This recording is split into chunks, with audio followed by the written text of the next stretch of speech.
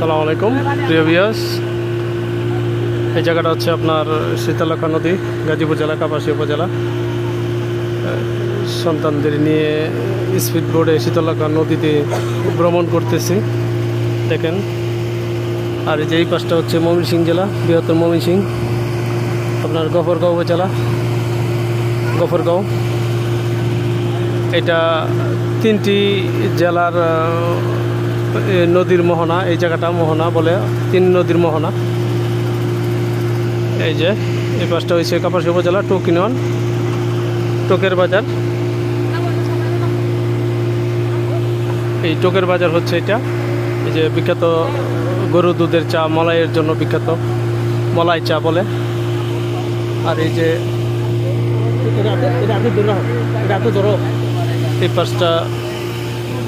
এই পাশটা হচ্ছে আপনার এই যে কিশোরগঞ্জ জেলা, এই যে পাকুন্দিয়া উপজেলা। এই যে এই পাশটা তিন জেলার মোহনা, কিশোরগঞ্জ এবং ময়মনসিংহ, গাজীপুর, বুঝতেই পারছেন।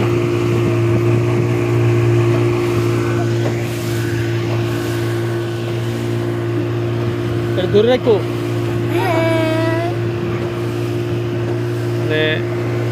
এই যে গফরগাঁও ব্রিজ, টোকের বাজারের পশ্চিম পাশে যে ব্রিজটা, এটা হচ্ছে গফরগাঁও ব্রিজ।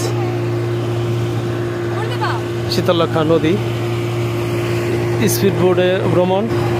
সন্তানরা আসলে এইসব জায়গায় আসলে মানে এত খুশি হয়, এত আনন্দ করে তারা, মানে তাদেরকে যদি মানে টাকা দিলে তারা এত খুশি হইতো না, যে তাদের এই যে স্পিড বোর্ডে উঠা যে আনন্দটা তারা পাইতেছে বা আনন্দ উপভোগ করতেছে। যাক, দেখেন শীতলক্ষা নদীর মধ্যে 50। এই যে এই পাশটা, এই যে গাজীপুর জেলা, কাপাসী উপজেলা, টোকিনওয়ান, টোকের বাজার। এই যে এই পাশে, এই যে স্পিড বোট ভ্রমণ।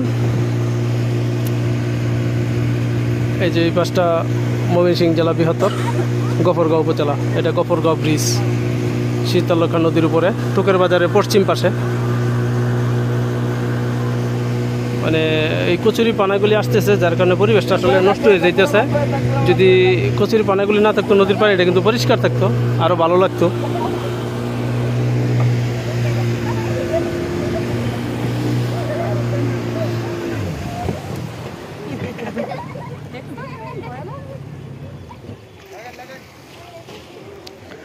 এই যে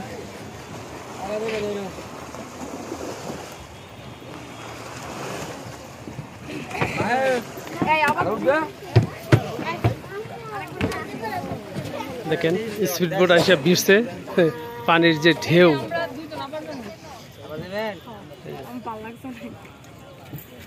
সকলকে ধন্যবাদ। যদি চ্যানেলটি ভালো লেগে থাকে অবশ্যই সাবস্ক্রাইব করে দিবেন। শুভকামনা সবার জন্য।